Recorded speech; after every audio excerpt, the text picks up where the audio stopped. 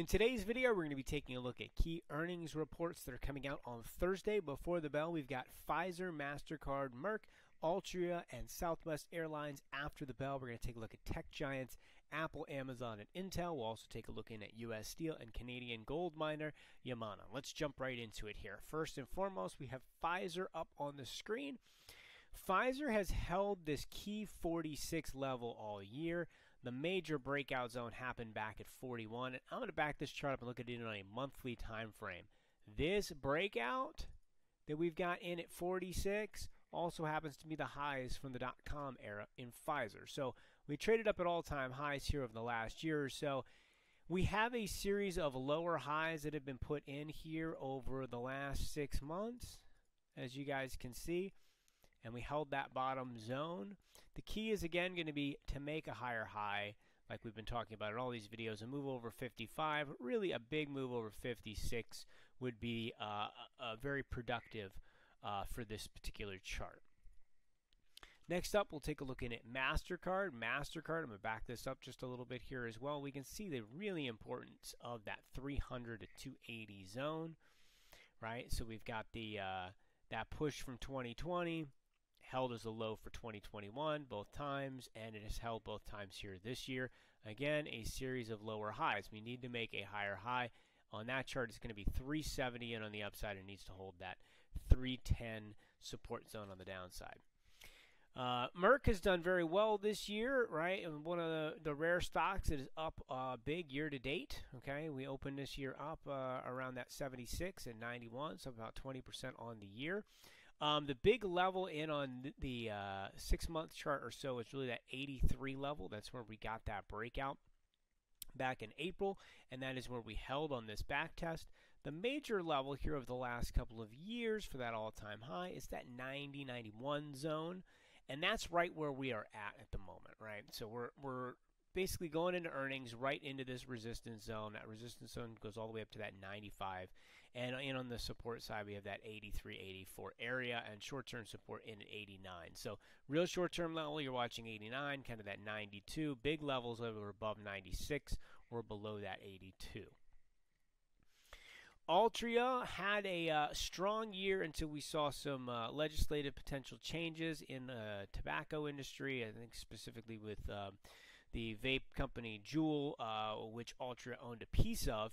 And we had a really strong sell on that news here over the last month or so, but it found support, and it found support right back in at this key level from the end of 2020, 20 and 21, right here in at 40. 40 is that big long-term level in on this chart, needs to stay above.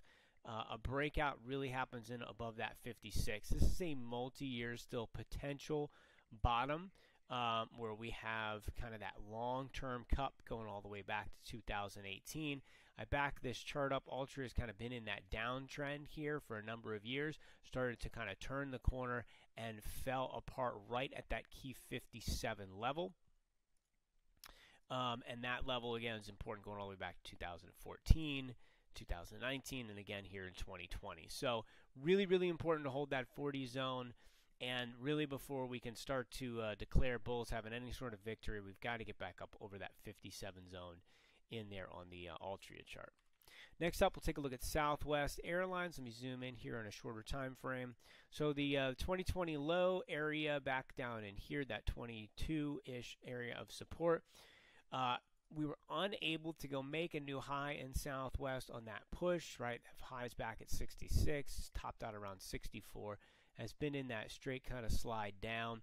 Big level in here over the last couple of months has been that 42. To make a higher high, you need to get up over 48 and really need to hold on to that low in there at 34. It'd be very interesting to see what the forward guidance is from this airline based on how much travel is being booked and what they think in terms of the cost of fuel as well. So it's going to be an important earnings report to take a look at, not necessarily from the chart, but maybe the implications that could have for the overall health of the economy. After the bell, we've got Apple. Apple's always important as the world's largest company. 130 down to this 125 area is this major level of support. The bears will give you this as maybe the potential head and shoulders topping pattern, but this doesn't mean anything until you break below support. As we continue to talk through all these different companies, they're all holding those major levels of support, right? We had a really ugly year, but we came into support and we held it, and that's where we subsequently have made that bounce. Now, Apple's got this 160-ish zone, has really been important here over the last year. That's right where we're opening up right now, right into the underside of this area. You get back up over 160 and things look much better. Then you kind of are back up in the top range. And you kind of see from the size of these boxes right here that they are about equal. This price range is about the same size as this price range, and so you have a trading box here and a trading box here. If we get back into this top trading box, that gives you the target back up towards those highs. It would be very constructive for Apple, and it would probably bode well for the overall market. Next up, Amazon has been hurt here this year.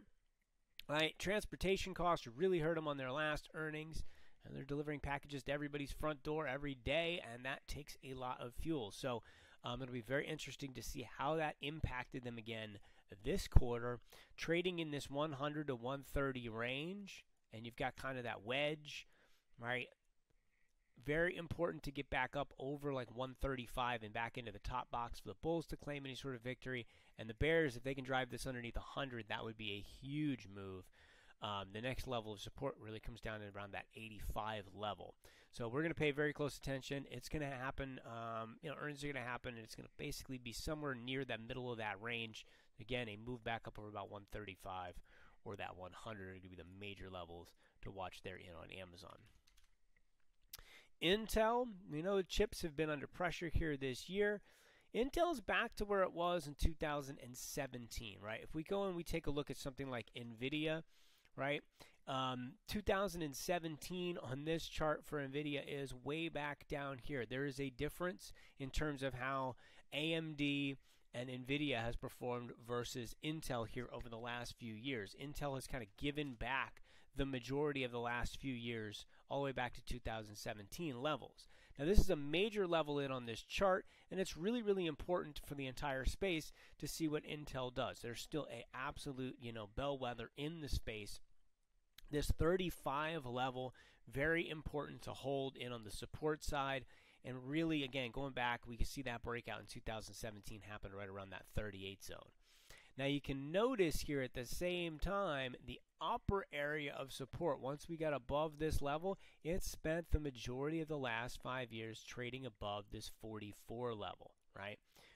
Bulls really need to get it back up over 44 to kind of repair this chart, and a move underneath of 35 would be very detrimental to this chart, and that's kind of the levels we're watching. So there has not been much, again, price action in this 38 to 42 zone in the last few years. Again, we have a handful of trading days on both sides. Most of the time it's either been above or it's been below this level, and this is kind of can almost be viewed as really a pocket of air. So getting back up over 44 is key, and again, under 35 would be a problem. We'll take a look in at X next. U.S. Steel, this is a major level here over the last few years, this 16 zone. Extend this out to the left. You can see the importance of 16 going back all the way to 2013, 2014. Look at this area of support. Held to support the first time, then we broke underneath. Right, a lot of price action here in 2016.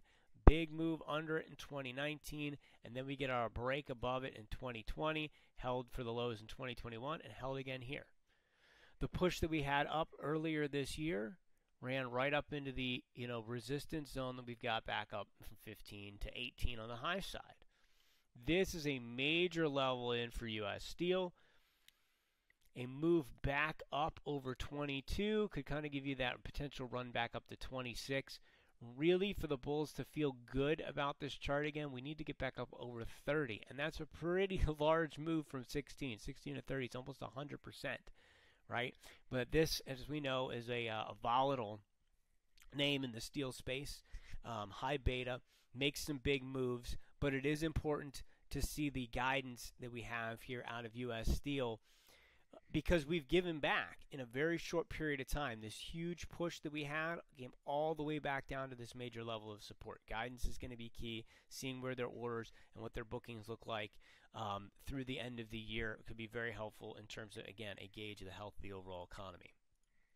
Last up, I want to take a look at Yamana Gold. Important level here. We can see here the last couple of years in on this chart. 380, that kind of key low zone. Resistance up here around that 630 is a very similar chart to what we have out of the gold miners just in general of GDX. They look very, very similar. When we had it put in a lower high earlier this year, and we're kind of sitting around that key zone from before the pandemic. Newmont put out earnings, really missed, partially because of the cost of getting gold out of the ground. Again, miners, they're using a lot of fuel. That is an input cost. Really got beat up all the way down here. The rest of the gold space, really important to see what they have to say, to see if they're also facing those large headwinds like Newmont was, or whether or not they've got costs under control. $4 is going to be that key level on the downside. That $6 zone is going to be the key level in on the upside. Also, when we speak about gold, what happens today with the Federal Reserve is going to move gold prices, and that's going to be really important to pay attention to. We'll bring you an update on what happened in terms of the rate increase here in tomorrow's video. Until then, take care.